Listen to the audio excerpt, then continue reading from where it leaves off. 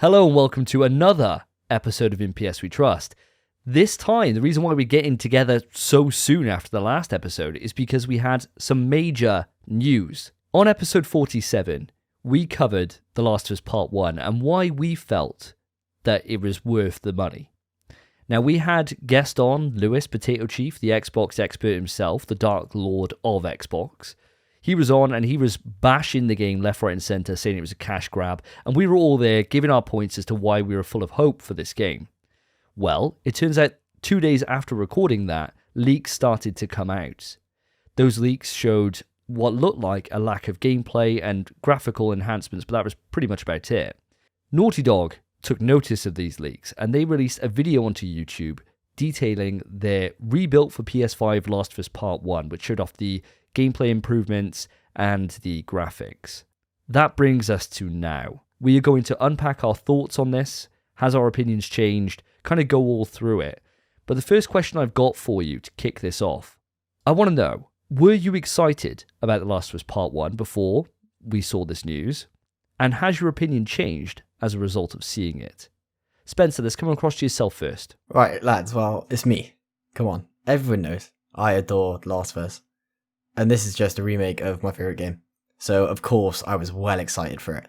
I was beyond chuffed with the news we were getting this. And a remake, it doesn't need it.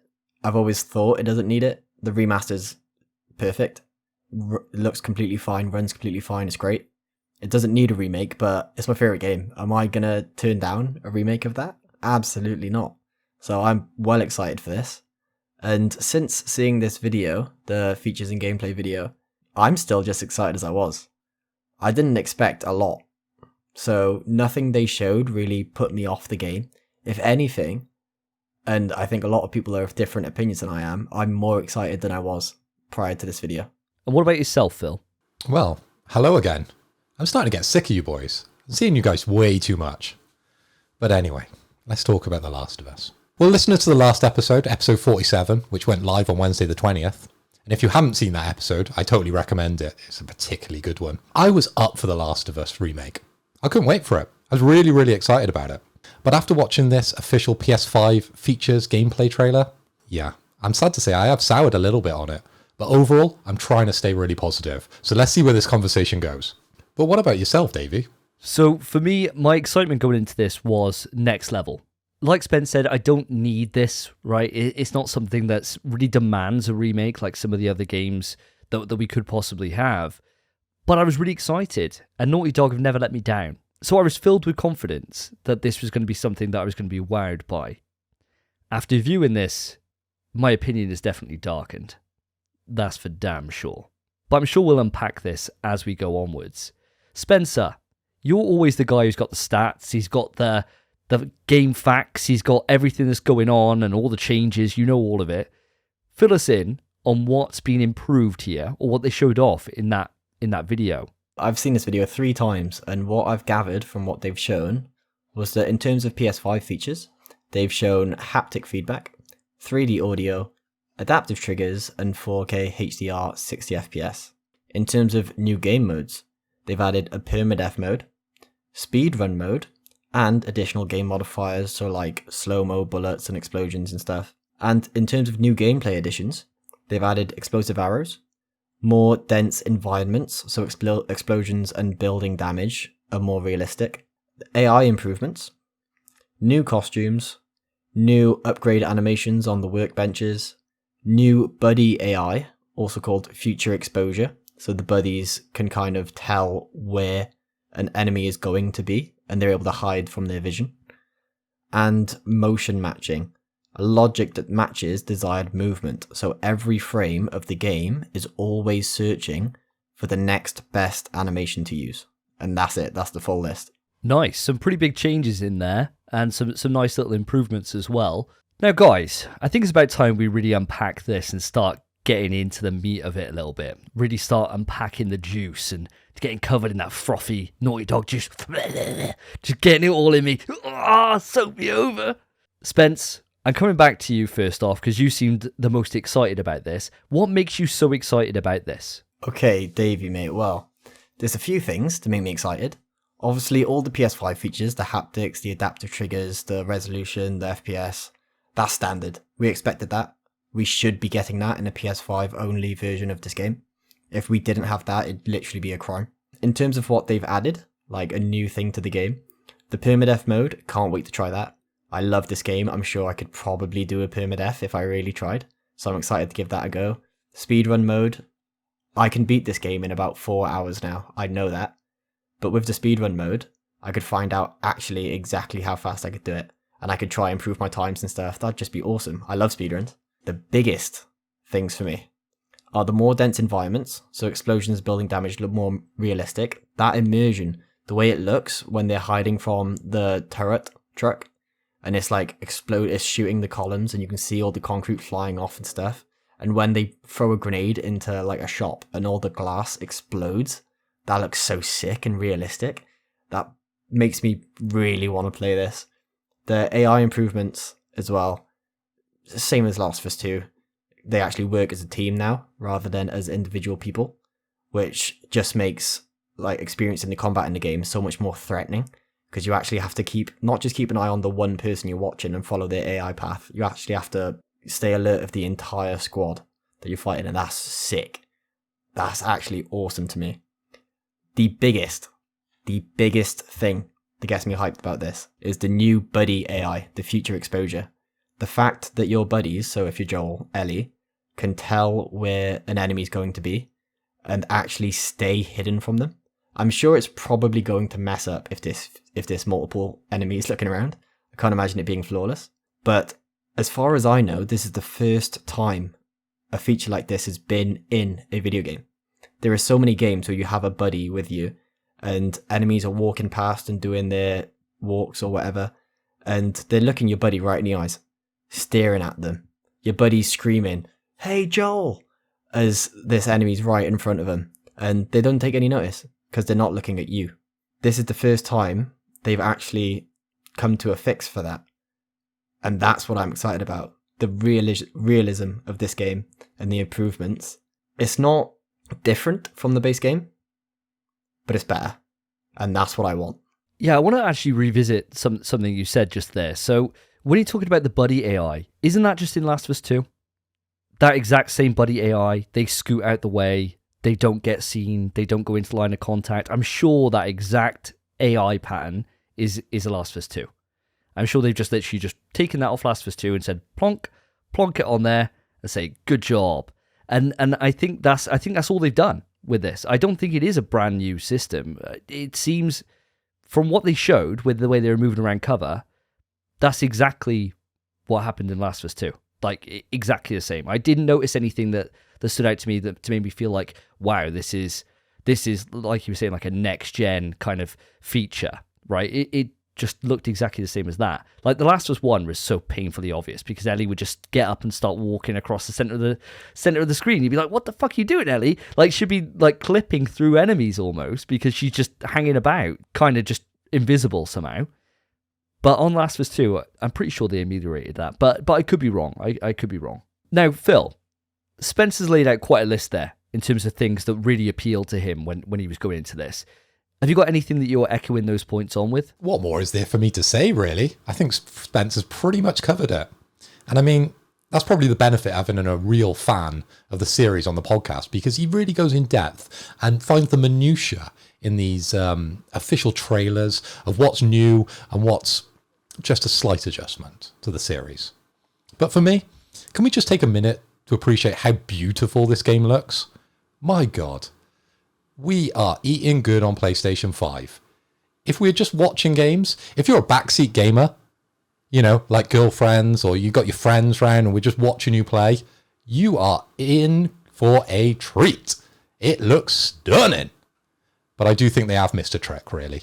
If I remember rightly, the newest Streets of Rage, I believe it was, where you could toggle between old and new. I think that would be a good thing, a little feature they could have included. And I think the Halo remake, I think, had it. But hey, that's Xbox. We won't talk about that. Lewis isn't on the show. But it's beautiful, guys. The game is beautiful. I got to echo those thoughts. I mean, the game is an actual visual showcase.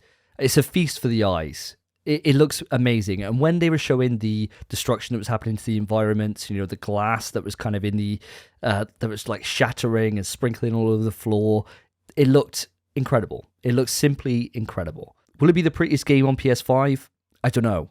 The jury's still kind of out for me. I think Horizon, I just can't even explain it. Like my eyes bled from how beautiful it was. You know, it was insane.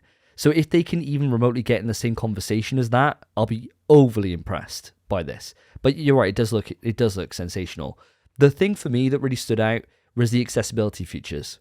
I thought having the audio descriptive for the cutscenes, I think that's simply fantastic. And movies have done this for a long time, and obviously it's a lot easier with a movie to be able to have an audio descriptive component to it, whereas a game obviously is you're moving around, you've got freedom of movement, right? But in cutscenes, perfect addition. Last of Us 2 did it so well with its accessibility, and to not only just meet that bar, but to exceed it and to go even further when it comes to new ways for people to be able to play this game, I think that's only a benefit, and I was actually really impressed by that.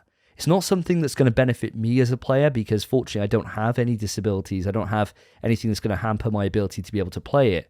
But if it opens the door for new people to be able to experience a game they've never been able to experience before, that's always a positive in my mind. However, I have a lot of negatives to go through here. Now, I'm not going to just waffle on. I want to hand it over to you guys first before I kind of just run away with this. Phil, you said you soured on this a little bit after watching it.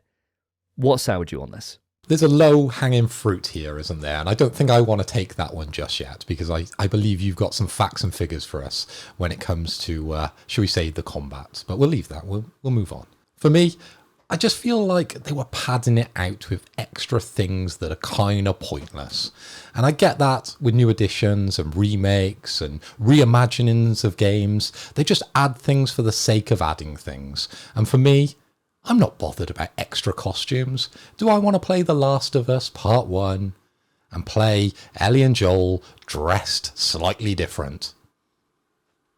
Not really. But apparently you can. So for anyone that's interested in that, cool.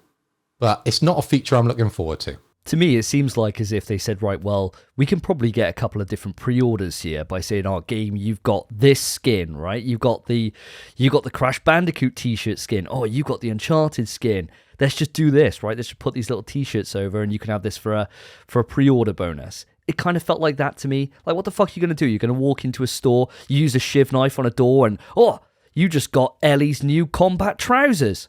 Cool. Whoa! Oh my god! Please sign me up! Like, come on, who the fuck cares? Who cares? Well, our listeners and our viewers might care, because I have been speaking to Naughty Dog lately. They jumped into my DMs. They give me a couple of codes for In PS We Trust t-shirts for Ellie and Joel. So when you're playing through the game, you could have one of our official t-shirts on there. Wouldn't that be brilliant? I tell you what, if that was actually true, then I would walk that statement right back. I'd be frothing at the gash for it. I tell you what now, I would shill so hard for those add-ons, you have no idea. I can sell ice to an Eskimo. I could make this seem like the biggest feature that's ever come to console gaming ever. But sadly, that's not the case. You mentioned about padding in that trailer, and I've got to echo those thoughts. To me, this felt, and I won't go too deeply into my thoughts here, otherwise I'm never going to stop. This felt like as if these leaks were getting out of hand on Twitter. There was loads coming out every single day. It started with a couple of screenshots, then it was gameplay footage, and Twitter was just going wild for it, right? In all the wrong ways.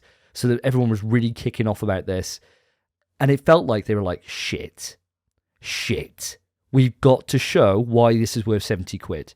So like, what the fuck do we talk about? And they're like, talk about the destruction in the environment. And they're like, okay, yeah. Let's talk about surround sound, which was in the PS3 version because it had full Dolby support. Let's talk about that anyway and put it as if it's a new fucking feature. Okay, cool. 3D audio. It's exactly the same as a full fucking 3D surround sound setup. But okay, let's just talk about that for like 10 minutes. The Stalkers are totally different. I played that in my room at the time with a full 5.1 surround sound. I'm telling you, I shit my pants. It's not going to be any different with fucking headphones on. It's just not. Wow. Cool. Can't wait to see more of this. I mean, fuck's sake. Like, I completely agree with you. I think there's just too much time spent on stuff that is minuscule, that would normally be a PlayStation blog post. I love haptics, same as the next guy, right? In fact, I'm probably one of those people that fucking harps on about haptics more than most. I really, really appreciate them. So when they were saying about the fact that the shotgun, when you raise it, will have a different tension from the bow and from everything else, awesome. Why is it in a fucking 15-minute video specifically about this? Like, show us the true meat on the bones here. Show us an actual full gameplay scenario so we can see what the differences really are and we can see what that AI looks like. But no, let's just talk about how it sounds and how the glass moves when you shoot it. Good job. So yeah, the video came out and it's like 10, 11 minutes long, and there's just a lot of waffle. They're just talking about nothing. Once they get past the beautiful graphics, which, I'm hype about, definitely, that they do look beautiful, as I talked about earlier, but everything else just seemed to be just about nothing. Costumes, in-game trophies. Have you ever spent time looking at in-game trophies? Oh, you can look at the detail of this shotgun. Brilliant, right? I've never spent time doing that type of stuff. If I'm playing games, I've only got a limited amount of time to play games. I'm not looking at shotguns or character models. I ain't bothered about that. I'm just in the action. But at the end of the presentation, it did reveal the date, the 2nd of the 9th, 2022. So it's not long to wait. And they also iterate that it's in development for PC, which is kind of interesting, right? So we're seeing more and more games go over to PC. So I see that as a positive as well. I'm trying to find the positives here, lads. Well, I think if we want to look at the positives on this, Spencer, we've raised a couple of points here before we really start just fucking letting the steam off on this and just venting. Have you got any thoughts on like the in-game models and stuff? I think you're a guy who, you love your art books, right? You love you love kind of studying the artwork and seeing the development process. In fact, you've got 2 books on The Last of Us, if I remember rightly, for their development processes. This seems like something that actually would have appealed to you quite a bit in the trailer. Yeah, you're right. I have both the art books for the original game and The Last of Us Part 2. And I'll tell you right now, even though I have that art book for the first game, if they release one for the remake as well, I'll buy that too. I love character models and details and stuff like that. I've loads of games where I've had the chance to go in and look at the models. I think they did it in Last of Us Part 2 as well, where you could actually look at character models. I looked at every single one, and I kind of just go in and look at the little details that you might have missed during gameplay. Like the Rat King in Part 2. You're terrified of it, so you kind of just run in and just pulling out your explosive arrows, just being like, oh, get the fuck away from me, just blasting it. And then, obviously, that gives you a chance to actually go in, look at the model in full quality, and appreciate the work they put into creating that monster. I just love stuff like that. Being able to actually see how in-depth and in detail the characters are, the enemies are, your friends are, everything is, the environment. I like that little stuff. I like seeing what makes the game. What's come together to create the masterpiece that was the original game. So stuff like that, yeah, brilliant to me. But I've got one issue with you boys saying it's just kind of nothing the whole time. Because I would like to know your boys' opinion of this video. If, say it's a 15-minute video, right? What if it was 15 minutes and 10 seconds long? And it was the exact same video, and then the last 10 seconds they say, oh, and here's a clip of Joel led down. What would your opinion be then? It would have completely changed everything. It would have changed everything, because it would have meant that they'd have thought about a way to actually improve the game. Because, and you're just going to fucking set me off. Here we go. I'm trying to set you off. Episode 47, for those that haven't listened to it. I state in there one simple thing, right? That making the gameplay enhance with The Last of Us 2 is not going the extra mile.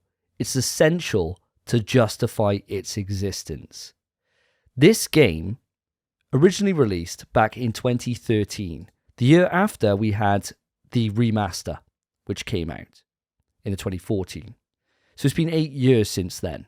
I said in episode 47 the gameplay's moved on a lot since that first game. And when you play The Last of Us 2, it is a night and day difference compared to the first one. To me, this isn't going, like I said, this isn't going the extra mile to be able to think about how you modernize a game. you're charging full price, full £70, same price we're going to pay for God of War, the same price we paid for fucking any game that's come out this generation of any worth, like Horizon, whatever, Ratchet and Clank, whatever the case, right? All they've done is they've put a fancy fucking lick of paint on this and chucked it out the door. Because that AI, does it actually look much different? I don't know, because we haven't fucking seen it, right? Because they showed literally people getting shot, and that's it. So I don't know how different it is. From what I could see, they don't even fucking communicate with each other. They're not even saying anything. They're just... That's it. Right? It's not like a case of Last of Us 2 where someone gets shot and they're like, Roy, my Uncle Roy, you just shot him. He was about to retire in 2 months' time. There's none of that, right? It's literally, it looks like it's the same animations from the base game. Looks like they've done fuck all work with that. They were like, oh, here's a thing of someone stamping on the ground. Where was that? I didn't see anything that looked any different at all from it. They had a chance to go into this with fresh eyes and say, right, let's redesign these areas. Let's take out these fucking annoying water parts where Ellie's just on a crate because she can't swim. Let's take these fucking out, or let's move this whole environment around to really refresh it up. Let's get you in so you got really dynamic combat where it's not just a case of you poking in and out of waist-high cover. Let's get it so you can move through the environment seamlessly. Let's get it so you've got a dodge button so that when you actually engage an enemy in melee combat, it's not a case you just mash square and next thing you know you're choking them out, or you're just punching them into an environment, into a wall. They had the opportunity to really get this from being a baseline cash grab, which what people are saying it is, to being something that is worthy of the Naughty Dog title.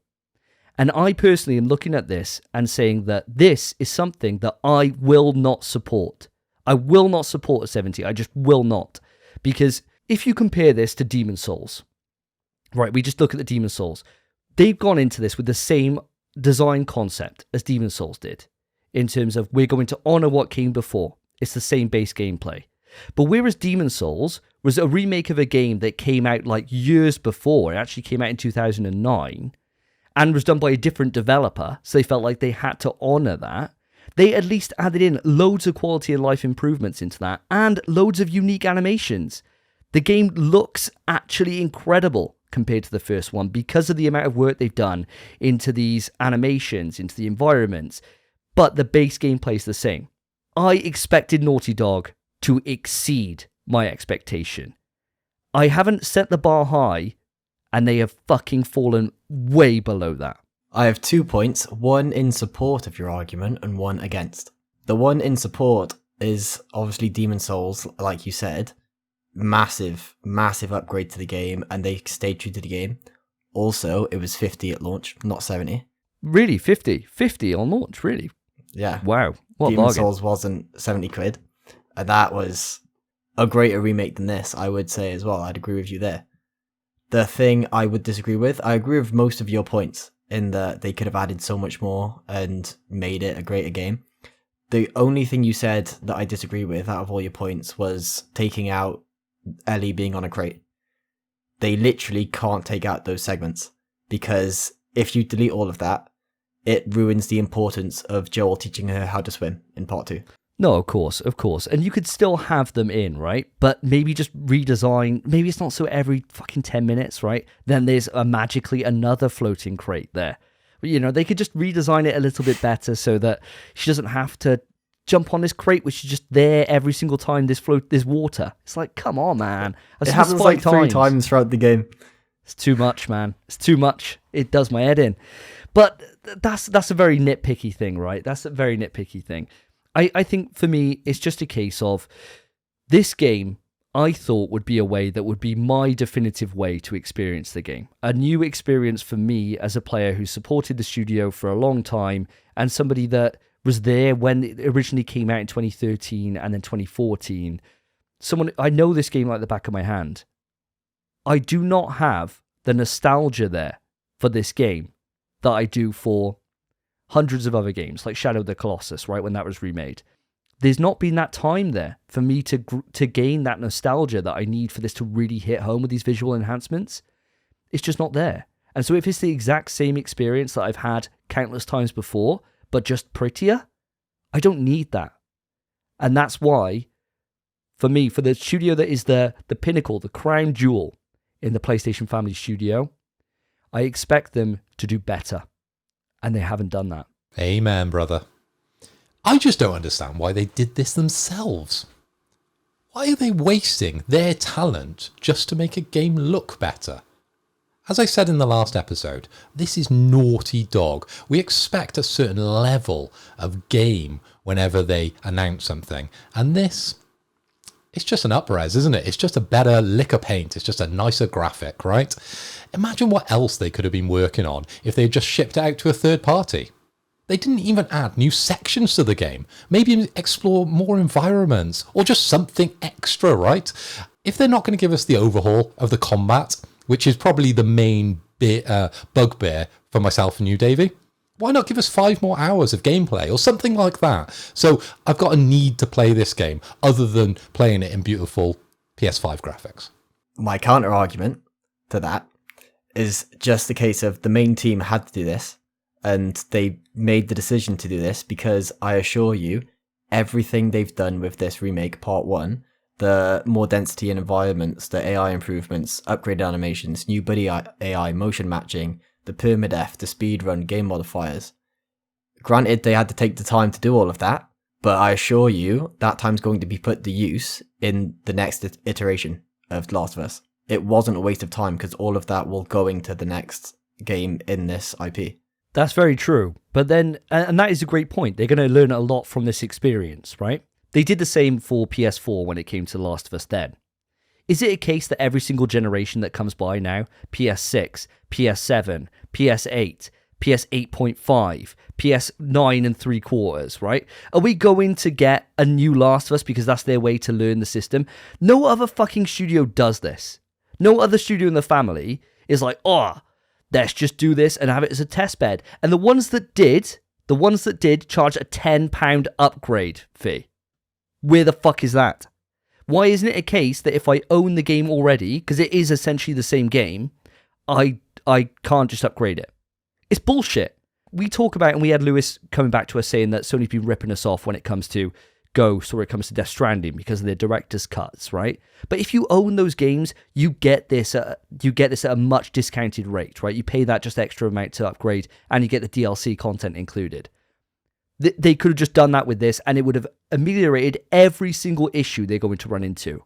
But because it's The Last of Us, they think they can fucking nickel and dime us. And for 70 quid, this is not worth it. Like, I'm always the first one to say that, like, the time you spend in a game, that doesn't equal it, right? It's all about the experience. But if I've had that experience 2 times previously, and it's the same fucking experience, that is a total rip-off. It's a total rip-off. And there is no way in hell that I will buy this day one. I will either get it on sale or I will borrow it off Spencer. Because I am not going to put my money in to support this. We shouldn't be paying for Naughty Dog trialing how to use the PS5. No other fucking studio is doing it. It's not good enough. It's just not good enough. It kind of feels like we've got someone very pro, someone very negative, and yeah, I'm somewhere in the middle, aren't I, with all this? I like it, but you are right, £70 is quite a lot of money just for a beautiful game, right? It's the same game I've played once before. But am I going to pay it? Probably not on launch. That's where I'm standing. I said last episode, and I'll say it again. Obviously, for me, I'm biased as hell. I adore this franchise. This is my favourite game of all time. I'm going to pay the 70. I might even get the upgraded Firefly edition just because I want the Steelbook. The rest of it's shit, I just want a Steelbook.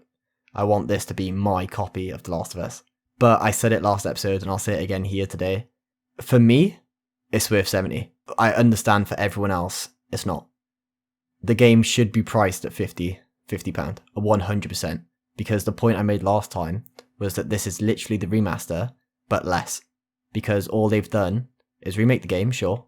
And I don't think they could upgrade it, like the other games. Because the other upgrades, all they add is PS5 controller features, 4K, and ray tracing. This is adding actual new mechanics, actual improvements to AI, and just the way the game's built. It's adding a lot more than all the other director's cuts have. So I don't think they could upgrade. They've actually kind of... It's a remake. It's not an upgrade, it's a remake. So they couldn't really do that. But I do agree that 70 is definitely too steep. I'll pay it, but it is too steep. That should not be the asking price for this. because the amount you're paying is for the initial experience, and nothing about this is initial. Everyone's experienced this game. The only benefit to this game I see is obviously Neil Druckmann said, not different but better, this is a definitive way to play Last of Us. And for us, sure, it's the definitive way to revisit it. But thanks to all these accessibility features, there are people that couldn't play the game before this version. And this is going to be their definitive experience of Last of Us. And I think they've just made it the best they could for those people that now get to play this for the first time. Spence, I think you just nailed it. That's exactly it. For those that haven't experienced it, this is the best way to do that. There's no shadow of a doubt. That is the best way. And for those that, as you said, have never been able to play it before, this may give them the accessibility options to be able to do it.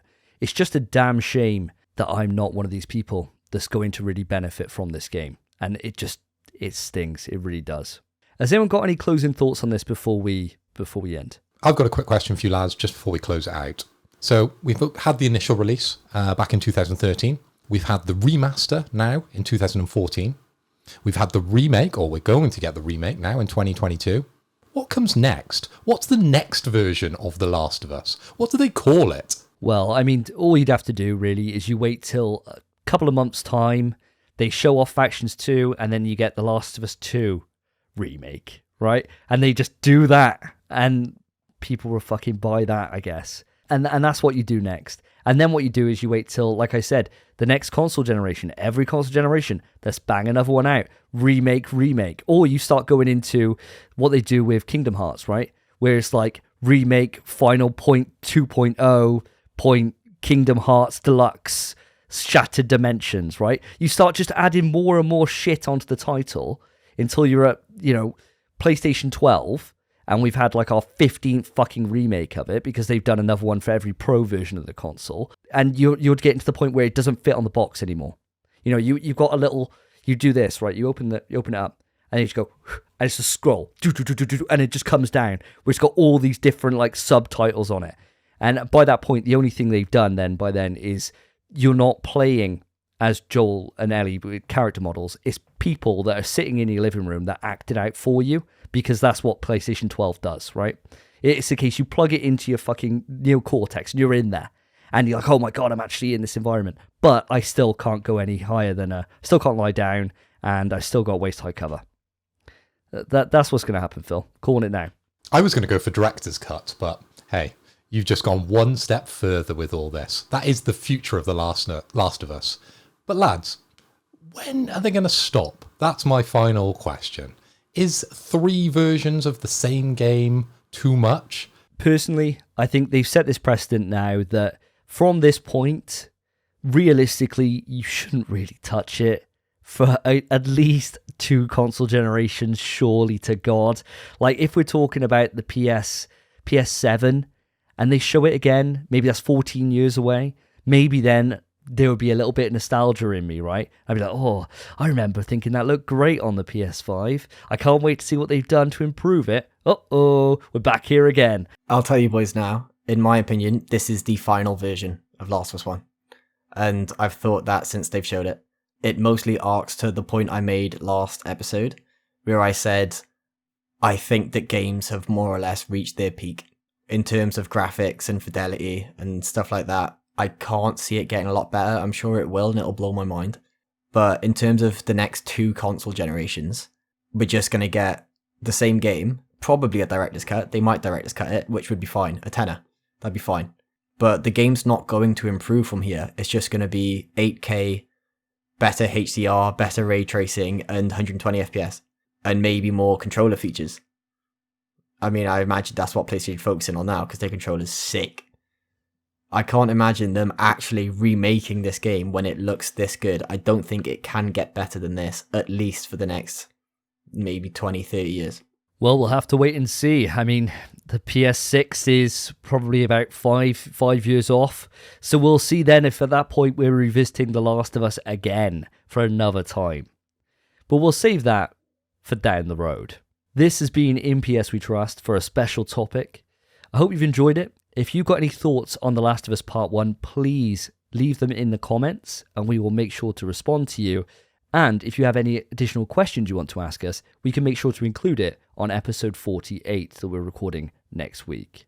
Thank you ever so much for watching. If you've enjoyed the video, put a like on it and subscribe to the channel. It all helps us to grow and find a larger audience, and we appreciate the growth that we've had so far. We'll keep putting out these YouTube-specific videos for you all to enjoy, so we hope to see you then. Now, I've been Davey. I've been Phil. And I've been Spencer. Take care, guys. Peace. In PS We Trust is hosted by Davey, Phil, and Spencer. You can write into the show via our email, pswetrust@gmail.com. Our Twitter is @InPSWeTrust. To find each of us online, follow our Twitters, @SSJDavey, @PhilipHoy, @SpenPie_. Thank you for listening. Take care of yourselves, take care of each other. See ya.